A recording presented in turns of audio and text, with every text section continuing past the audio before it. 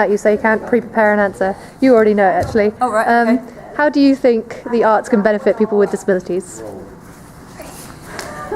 Do you know, I'm immediately not answering your question. And the reason I'm going to not answer your question is because the work that we've just done isn't about benefiting people with disabilities immediately. So it's not about our acting company coming away having been benefited, because they're the professionals, okay?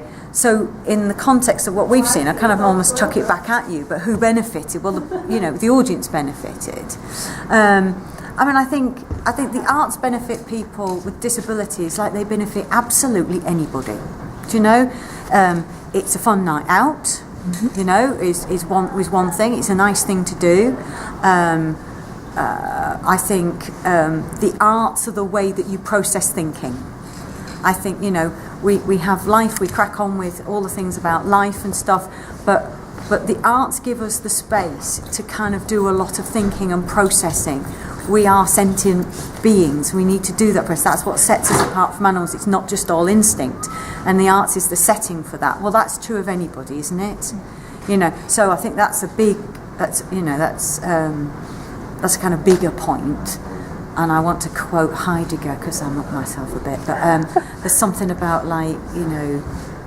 the arts give you the setting for that and the space. So we've just provided a lot of space.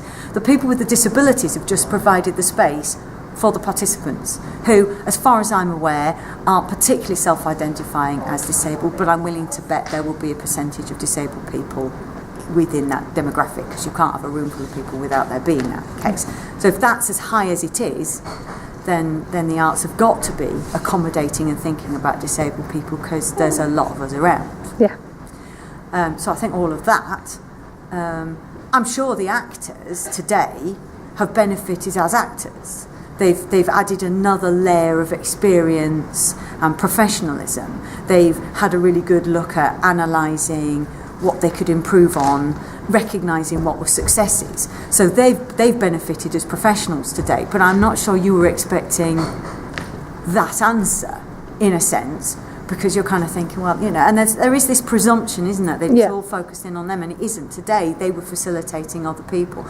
In the longer term, the benefit of what they've done today is that they're getting out to a wider constituency the message about how we shift society so that it isn't quite as brutal to them. Yeah. So in the long term, hopefully they'll get benefit from it. But it's a drop in the ocean, isn't it? If they get direct benefit, that would be amazing. But these people are going back to Somerset, and these guys live up in Bradford. Yeah. Do you know what I mean? But if we keep getting the message out, sending the word out, then yes, there is a benefit down the line. I think that's kind of where it all circles round. Oh, brilliant. Thank you, Emma. Thank you.